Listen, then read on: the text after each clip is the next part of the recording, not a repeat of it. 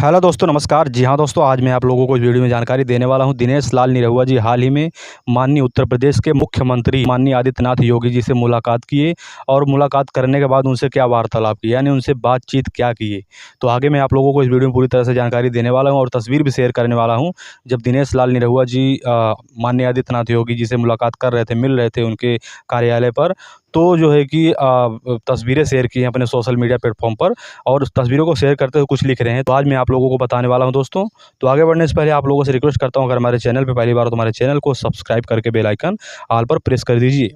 दोस्तों, दिनेश लाल निरहुआ जी हाल ही में उत्तर प्रदेश के सीएम माननीय आदित्यनाथ योगी जी से मुलाकात किए और आदित्यनाथ योगी जी से मुलाकात करके जो है कि आजमगढ़ के विकास के कार्यों पर वार्तालाप की, यानी कि आजमगढ़ के विकास कार्यों पर चर्चा की। दिनेश लाल निरहुआ जी माननीय आदित्यनाथ योगी जी से बोले कि जो आजमगढ़ में जो भी कार्य चल रहा है महाराज जी, वो कार्य रुकना नहीं चाहिए, यानी कि जो भी विकास का कार्य आजमगढ़ में चल रहा है वो कार्य रुकना नहीं चाहिए।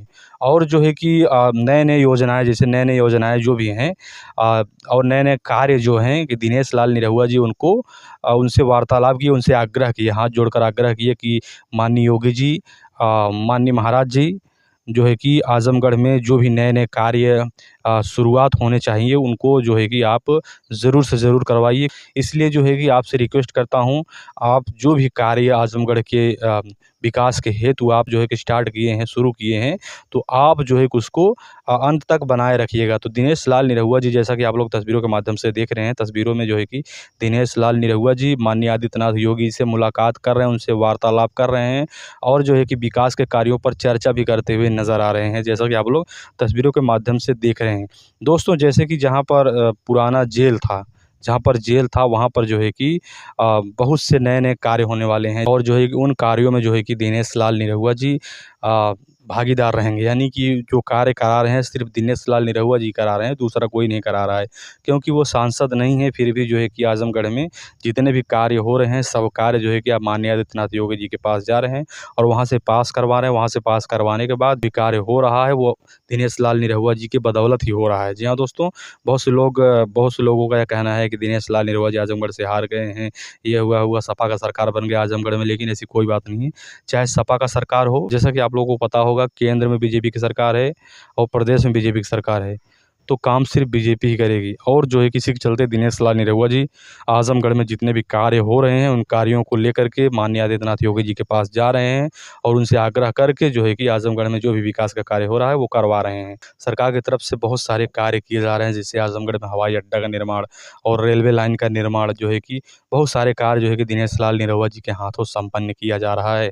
तो दोस्तों, वैसे आप लोगों की क्या राय है? आप लोग हमें कमेंट में ज़रूर बताइए। दिनेश लाल यादव निरहुआ जी को अगली बार जो है कि आज़मगढ़ से सांसद बना देना चाहिए या नहीं बना देना चाहिए?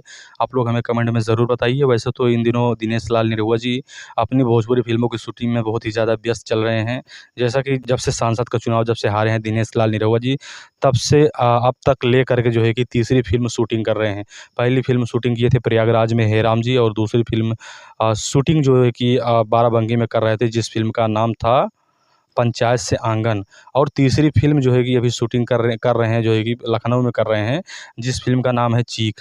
और इस फ़िल्म में दिनेश लाल यादव निरहुआ जी के साथ में आम्रपाली दुबे जी हैं और जो है कि बहुत सारे एक्टर हैं, बहुत सारे कलाकार हैं। हो सकता है शायद संजय पांडे जी भी नज़र आएँ इस फ़िल्म में, क्योंकि यह फ़िल्म बड़े ही लेवल पर शूट हो रहा है।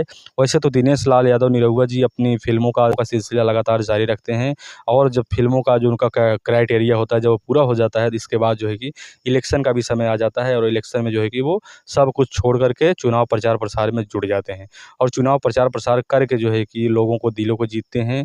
वैसे तो आज़मगढ़ में जितने भी कार्य किए हैं दिनेश लाल यादव निरहुआ जी, वर्तमान में जितने भी कार्य हो रहा है, जितना भी कार्य हो रहा है, विकास का जितना भी कार्य हो रहा है, वो दिनेश लाल यादव निरहुआ जी के हाथों संपन्न हो रहा है। क्योंकि वो आज़मगढ़ के सांसद नहीं हैं, लेकिन फिर भी जो है कि सांसद वाला कार्य पूरा आज़मगढ़ में वो कर रहे हैं।